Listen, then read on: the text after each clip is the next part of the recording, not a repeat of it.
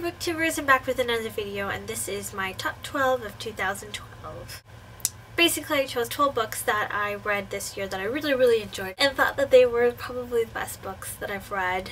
It was kind of difficult since I read a lot of really great books more closer towards the end of the year.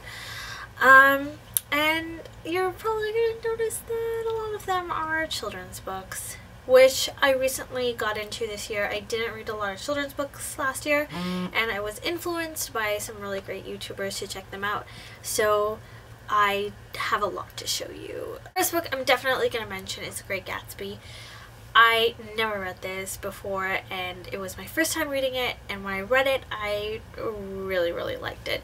So much so that I got another edition of this beautiful book, and probably will read this before the movie. I know the movie was supposed to come out this year, but then was pushed back till next year, so maybe I might reread it again, not sure.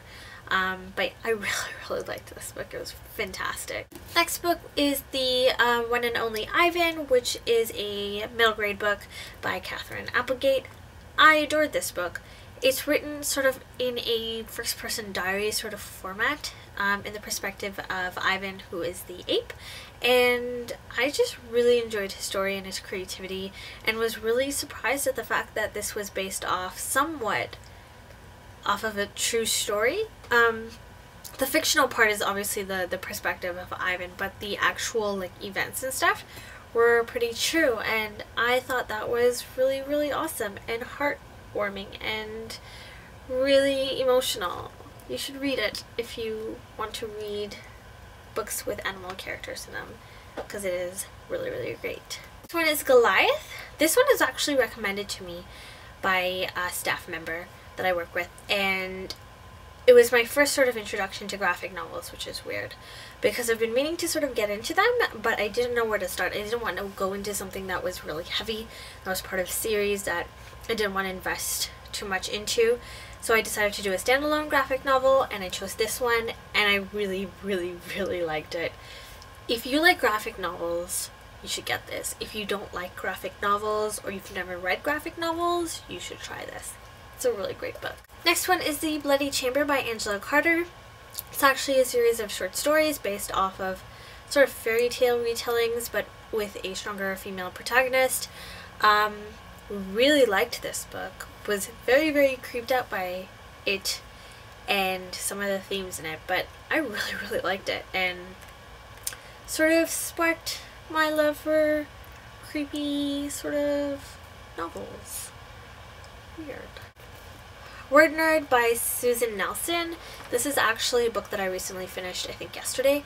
I really like this book because it's a book about a boy who is really awkward and loves Scrabble and makes friends with an ex-con who likes Scrabble too, and has a super overprotective, overbearing mother, and basically kind of escapes his life by playing Scrabble. And I relate to this a lot in many ways. I really love Scrabble. It's actually one of my favorite things to do. Pastime wise, I've entered in some competitions, not like super leagues and stuff like that, and I play all the time online, and I really like this book. I thought it was really cute and realistic, and even though there were things in this book that some people might find a little bit too mature for the age group, I thought it was normal and really great, so definitely recommend this. 2012 was the year for discovering books that I have definitely missed out on my childhood. One of those books is Roald Dahl, most particularly Matilda. I loved the movie when I was little, one of my favorite movies, and reading the book was very nostalgic. It's not completely accurate to the movie, but I think the movie does a really great job. Roald Dahl is a fantastic writer. Fantastic children's writer who knows really well how to work with humor and wit, and just amazing. So I love this book, naturally. This book is Bridget Jones' Diary by Helen Fielding. I didn't expect to like this book because this book, it can be categorized as sort of like a chick lit novel, and I have enjoyed my fair share of chick lit novels, guiltily of course, although I don't think one should feel guilty for reading chick lit novels because, you know, sometimes you just need a little bit of cheesiness in your life. This book wasn't cheesy. Such great humor in this. I totally love Bridget. She is such a fantastic character that has lots of personality and lots of spunk, and so I really liked her. I really liked the diary format and her sort of like talking to the reader and just kind of like, I don't know, I really liked this book. I was pleasantly surprised by how much I liked it, in fact. So yeah. 100 Dresses by Eleanor Estes, and this is actually a book I recently finished as well. It's kind of like not middle grade, but before middle grade. It's called early readers for ages 6 to 8. I know. You're like, why are you reading books for children 6 to 8? Listen, people who are super judgmental, books for children 6 to 8 can be freaking fantastical. Like this one, for instance. Really great book. Such a strong message. Very emotional. Highly recommend it to anybody. I don't care how old you are. Read it. Read it and tell me about it. Coraline by Neil Gaiman. Again, an author that I explored the first time this year. Freaking love this book. Really love this book. It was creepy. It was dark. It was awesomeness. Main character, Coraline. Fantasticals. Loved her. Enough said. Everything is Illuminated by Jonathan Safran Foer. Loved this book. Why? Because there was a lot of elements in this book that I really adored that sort of lacked in his other, more newer novel, Extremely Loud and Incredibly Close. I enjoyed that book, not as much as I enjoyed this one. Loved the language. Loved Alex as a character. Loved the writing style.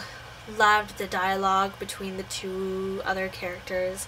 The sort of switching from past and present, the whole mystery of it, and I really like this book. It's one of my favorites, I think.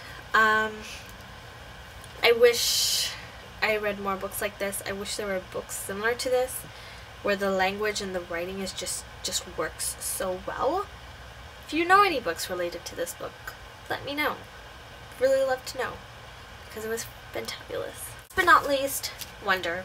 R.J. Palacio has to be crowned the king of the best books of 2012. I have no words to express how much I adored this book. It was so touching and so fantastical. This book really made me love middle grade fiction and fantasy and sci-fi sort of middle grade books, and everything about this book was just so perfect. I recommend this all the time to people who are looking for sort of reads in similar age group or parents and stuff like that, but I try to push this on into other people. Not much success. However, the people that I did recommend it to really liked this book, and honestly, it's great. So that is my top 12 books of 2012. Maybe I'm gonna read some really fantastical ones after this. Maybe I'll create a video mentioning them, but these ones, top notch. Really good, really great books. Hope you guys enjoyed this video. Thank you for subscribing. Don't forget to enter my giveaway. Huge prizes, fantabulous prizes to win. Either way, comment, rate, and subscribe. Ta-ta!